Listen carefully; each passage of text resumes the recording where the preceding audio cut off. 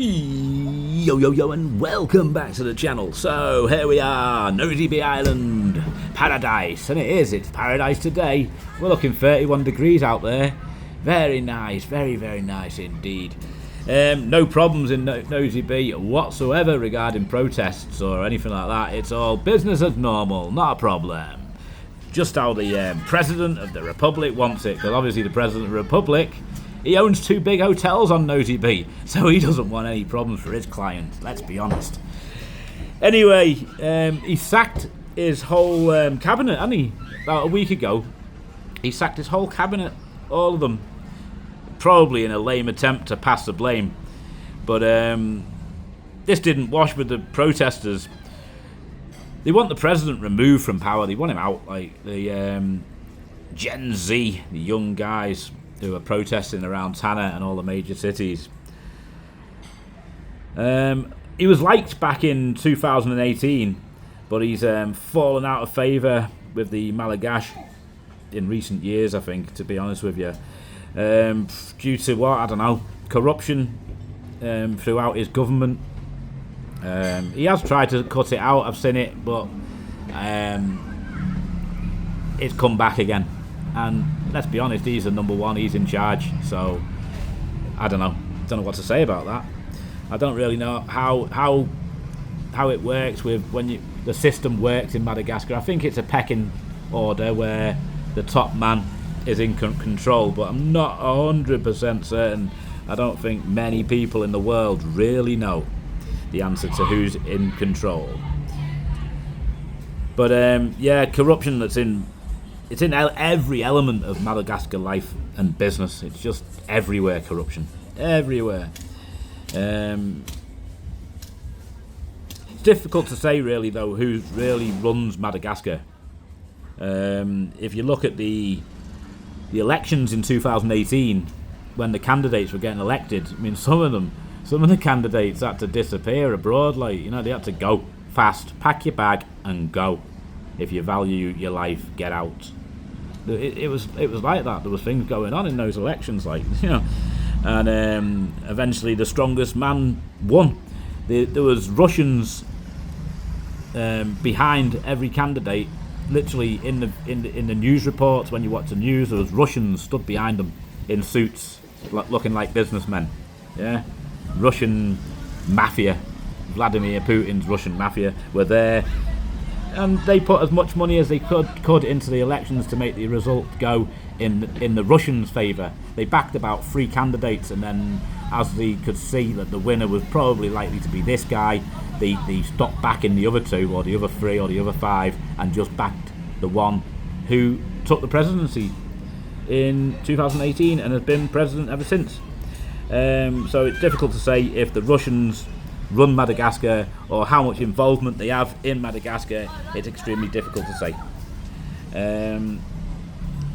It could be the Chinese have got influence as well, because the Chinese do a lot of business in Madagascar.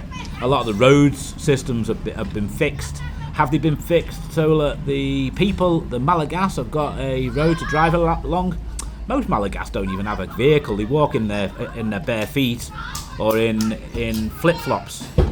You know, it's not something you normally see, like, you know, everybody with a car or a motorbike. So I think a lot of the roads, obviously they've been repaired so that Madagascar can move on, but also I think so they can get lorries and take all the stuff to the port fast and suck all the resources out of Madagascar, get them into container ships, get them gone, sell it, get the money, stockpile the money, and then that's it.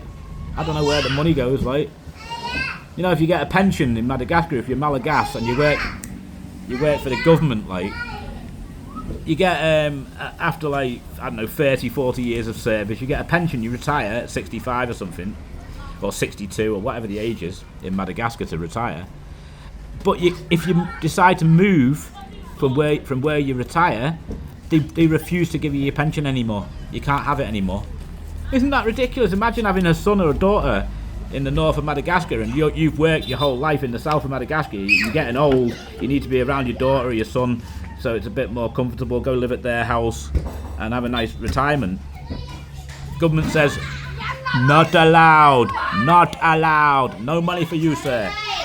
So that's not so good, like, at the end of the day. But yeah, what else is there? Let's have a little look. I've done a little list. Yeah, so he was backed basically into power by President Putin and his merry men back in 2018. I don't know whether the French government, what involvement they've got. Obviously, they've got some say. The laws are French. The language is French. It's an ex-French colony. They've got a say. The president of Madagascar is French. You know, they've got a say for certain in how we should steer the country. And then obviously you've got the rich people. There is criminals in Madagascar who are worth multiple tens of millions, hundreds of millions. There are people for certain, and I don't know how much influence they have. And also anybody who's like moved from abroad to this country who's got a lot of wealth, they can possibly have a say in what about doing this or doing that, or it'd be nice if you could put a road in here, maybe I could scratch your back if you scratch mine. A lot of that sort of stuff, like.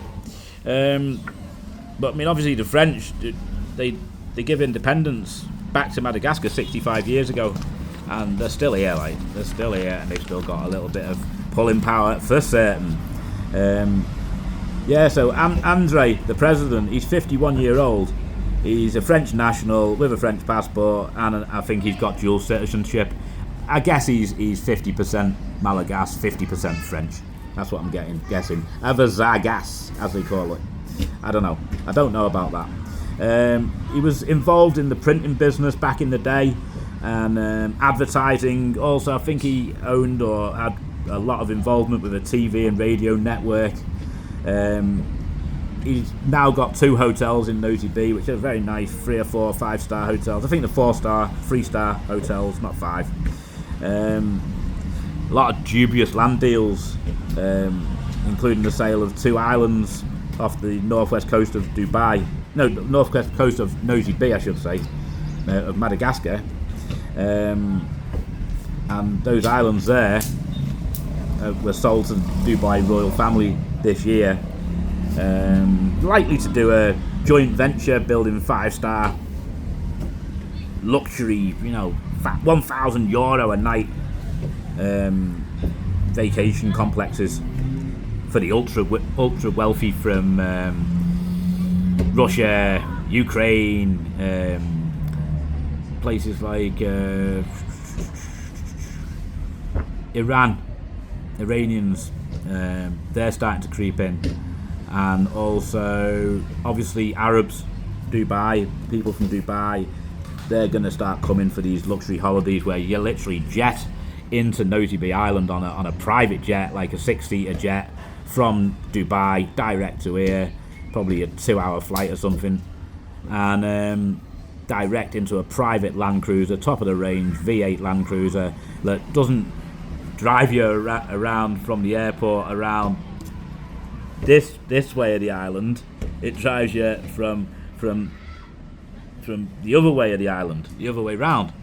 So you just see nice countryside directly to the hotels, and you don't see any of the poorness, the people, the problems, traffic and all that.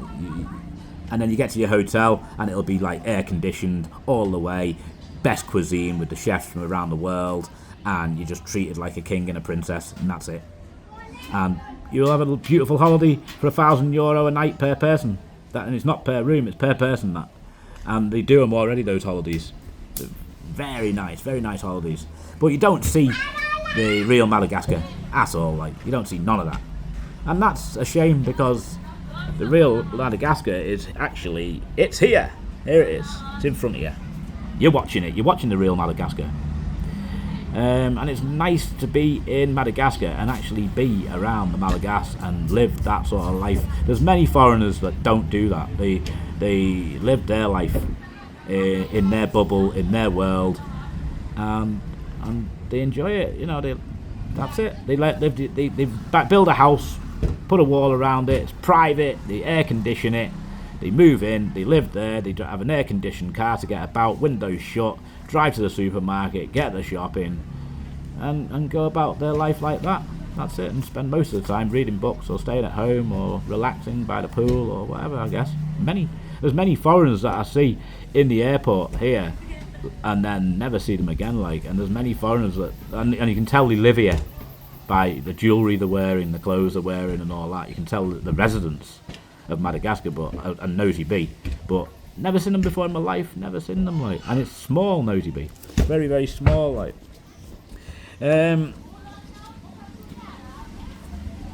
The islands that they've sold to these Dubai royal family, they're far from inhabited. They're not inhabited jungles. There's businesses on there. There's £1 million hotel development, €1 million hotel developments on there. Lots of business. There's third, fourth generation people living there. There's cemeteries, and these people, they've got the gendarmerie, have just turned up there and said, right, get off the land. It's not your land. Get off it. It's sold. And they're throwing the people off slowly but surely. So it's sad, very sad. It's very very sad. You can see the royal family as well driving around on two big yachts. They drive past my apartment building on their twin yachts. They got $500 million per yacht it costs, fully equipped with nice helicopters and all the toys, all the bells and whistles. Must be it's a different world, isn't it? It's a world that I've never seen, and probably everybody watching this video has never seen that type of life, the billionaire jet set life. But am I jealous of that? No. They all these people we're talking about today, they need a lot of security. They're not free. They're not living in the free world. They're stuck in a bubble, aren't they? They've got to be very careful, even what the kids do, what their grandchildren do, where they go. Have they got security with them? Have they got adequate security? No good, no good. That is the president to blame, though. That's what I'd like to know. Is he to blame for these protests that are going on? They've absolutely wrecked the shopping centre in Tanna. It's absolutely wrecked, But yeah, they destroyed it. They burnt it to the ground and they looted it all. Obviously, these protests, they started off as two ministers organised them to protest about the electric and the water being cut all the time. It's always power cuts. And he's protested about it. And they've arranged to protest about it, and they've been arrested.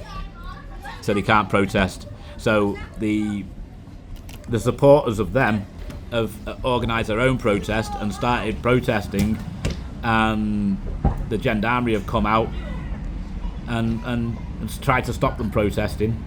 So they've started rioting, and then the gendarmerie had disappeared for the night while the protesters absolutely just looted the whole #1 shopping centre in Madagascar. I think it's what's it called, the Riverside or something, Lakeside, something like that, in Tanna. But yeah, they destroyed it, absolutely destroyed it. Even people's cars and stuff, which is sad, have been involved. They've been burnt out, collateral damage, been parked in the wrong place at the wrong time, and it's really sad because somebody a second-hand car can cost 50 million for a 10-year-old 150,000 kilometre pickup, and that in a country where many people earn less than 4 million a year. So it can take 12 years of your full salary, 100% of your salary, just to buy a car that's 10-year-old with 150,000 kilometres. So it's expensive. And that, I take it, it's a total loss, because the insurance for what, a pickup truck or something like that, about €3 or €4 a month, if that. It's cheap. So they're not going to pay out €10,000 to replace a car, in my opinion. That's not going to happen. It's not possible, is it? I think in 99% of cases you take the L, you take the loss, and that's that. I mean, he's done some good, the president. He's fixed the road system a bit. I mean, obviously there's a lot of roads that have deteriorated even more, and bridges are worse than when he started his term.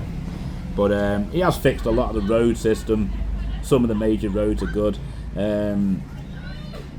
He's done some good deals, I'm sure. Where the money is from those deals, I don't know which I don't know who's got that money. I don't know where that is. But he's done like black sand in the south of Madagascar in Tuliar. He sold that to the Americans. He sold cannabis to the Africans, or his government has. And like I said, he sold land to the Arabs. But yeah, on the 19th of September, these two politicians, when they were arrested, like, it's just gone off from then, and it's got worse and worse. The Gen Z young protesters, they've been busy. They haven't stopped. I thought they'd give it up. I thought, give it a week and they'll stop, but they haven't. And now they want the president out. So, will that happen? I don't think so. There's already apparently there's 200 people dead from these protests. I believe, is it 200?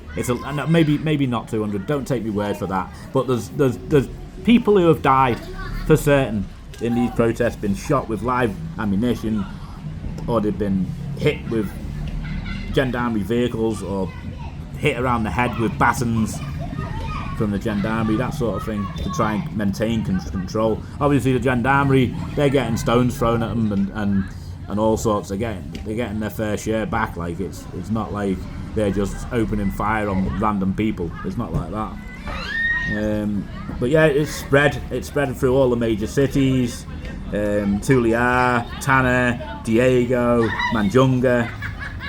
They've all got lockdowns, curfews, where you're not allowed to go out after dark and stuff like that until the next morning, 6 till 6 or something, curfews on you. Is it safe to come on holiday? The governments apparently are saying no. It's not like the British and American government. But, and realistically, I shouldn't comment on that, whether it is safe or not. I don't know enough about that. Personally, I'd be happy to fly to Tana today and walk around, do videos. Wouldn't bother me, like, you know, but I'm a little bit wild, so don't take my word for that. It's definitely safe to come to Nosy Be. Nosy Be is sweet, there's no problems here, and unlikely to be problems. And if there is problems, the problems would not last long in Nosy Be, the protests. People don't want to destroy Nosy Be, the people in Nosy Be. They want to build it, they're looking to build it. This place is going up in the world. But power cuts, yeah, there's been a lot of power cuts. It's annoying. They run it on generators, big, huge Caterpillar generators. And in Nosy Be, apparently, I don't know whether it's been fixed or resolved, this problem, but apparently they got 6 generators to run the island, and 3 of them are broken. And the Caterpillar company has pulled the contract and said, until you pay the €1 million in debt for us supplying the machines or maintaining them or whatever, well, then we're not fixing them. So there's 3 dead, and they've been dead for a year or so. So I don't know what's happening there. I don't know whether it's true or that, but that's what I've heard on the grapevine. The other problem is the bosses of the electric generators, company areas in each town and village, they've each got like their own generators. So like Manjunga will have like some, Tana's got some, Tuliar's got some, bum, you get the idea. And Nosy Be has got some as well. So the obviously you've got to fill them with diesel. So if let's say it takes, for example, it takes 24 litres of diesel to run 24 hours, right? For a generator, which is absolutely not correct. It should be like probably €1,000 an hour. But €24 a day, right, to run this generator for 24 hours. So it's €1 an hour, and the boss of the company thinks nice plan is cut the power for 3 hours a day, I can steal €3 a day, or €3,000 a day, whatever it may be, right? And that's what they do. They cut the power for 3 hours, and as soon as they cut the power for 3 hours, he can steal the 3 litres, or the whatever it may be. He steals it, the 300 litres, the 3,000 litres, whatever it may be, and then he can sell it off and fill his pocket, and maybe even a few people lower down than him fill their pockets as well. So that's what they've done for years. Some of them, now and again, they arrest them and they take them out of power and put them in prison even, and make them do like 3 months and then pay a fine. But obviously they got so much money because they've been stealing money from stealing diesel and selling it for money. They've got big pockets full of money, so they can pay their way out of the situation fast. Some of them maybe don't even go to prison, just pay a little bit of money and they're free, and maybe even get another job in the government in a different area, So very bad, and it's been going on for years. I don't know whether it still goes on. I suspect it does. It's no good whatsoever. So there you go. That's it.